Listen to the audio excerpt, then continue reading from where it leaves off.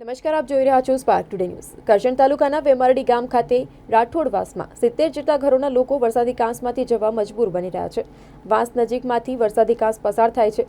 કાંસમાં ચોમાસામાં બીજા ગામ અને ખેતરના પાણીનો નિકાલ થાય છે। વર્ષોથી આ કાંસ ખુલ્લો હોવાથી ચોમાસામાં રાઠોડવાસમાં રહેતા પરિવારોને મુશ્કેલીનો સામનો કરવાનો વારો આવે છે, તો બીજી તરફ ખેતર જવા તરફનું નાળું દૂર હોવાથી ફરીને જવું પડતું હોય છે, જેને લઈને વાસના લોકો અવરજવર માટે ખાસ રસ્તાનો ઉપયોગ કરે છે।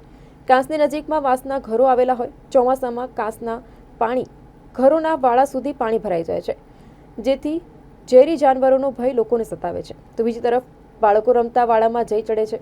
પાણીમાં ડૂબી જવાની બીક લોકોમાં રહેતી હોય છે। કાંસને લઈ ગંદકી પણ એટલી કે વાત ન પૂછો।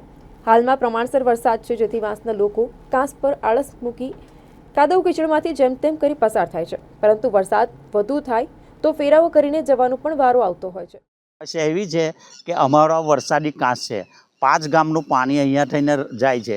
બાજુમાં રાઠોડવાસ ને વાસની નગરી આવેલી છે। હવે એ કાંસમાં એ લોકોના છાપરા હરતા જ એ કાંસ આવેલો છે, અને પૂર આવે તો હેરું જજર સાપ બાપ ઘરમાં પેસી જાય છે। રમતું રમતું છોકરો આવે તો કાંસમાં ડૂબી જાય છે। તો અમે ઘરની રજૂઆત કરી। શાલિનીબેન કલેક્ટરે બી આવી ગયેલા છે, ડીડીઓ સાહેબ પણ આવી ગયા છે અને સર્વે કરી ગયા છે। નીતિનભાઈ આપણે નાયબ મુખ્યમંત્રી તે પણ અહીંયા રૂબરૂ મુલાકાત કરી ગયેલા છે, પણ આજ સુધી કોઈ અમારી રજૂઆતને અને એ લોકોએ સિંચાઈ વિભાગને કીધેલું છે, પણ સિંચાઈ વિભાગવાળા કોઈ દિવસ કશું જોવા આવ્યા જ નથી। અહીંયા આગળ આવીને સર્વે કરીને જતા રહે છે। આ બાજુ લગભગ 70 મકાન છે, 60 થી 70 મકાન ની સુવિધા જોવે, કારણ કે અમારા કોસ નજીક જ ઘરો છે।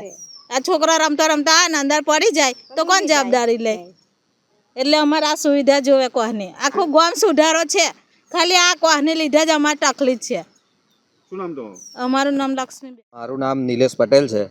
હું વેમારડી ગામનો વતની છું, અને અમારી પાછળ જે બિલકુલ વરસાદી કાંસ જાય છે એમાં 5 ગામનું પાણી આવે છે, અને પાણી એટલું પુષ્કળ રેલ થાય ત્યારે આવે છે કે બાજુમાં વસાહત છે એ બિલકુલ કાંસને હરીને છે, એટલે એમના છોકરાઓને આવવા જવાની તકલીફ પડે, રમતા રમતા ડૂબી જાય તો તકલીફ પડે, તો જવા આવવાની તકલીફ પડે। તો અમારો અહીં આગળ કાંસ મંજૂર કરવા, આરસીસી કાંસ મંજૂર કરવા માટે અમે દરખાસ્ત મૂકી છે। વારંવાર ઉપર મુખ્યમંત્રી સુધી કમ્પ્લેન કરેલી છે, પણ કોઈ ઉપરથી સિંચાઈ વિભાગમાંથી કે ત્યાંથી કોઈ જવાબદાર વ્યક્તિ અહીં આગળ તંત્રનું કોઈ આવતું નથી।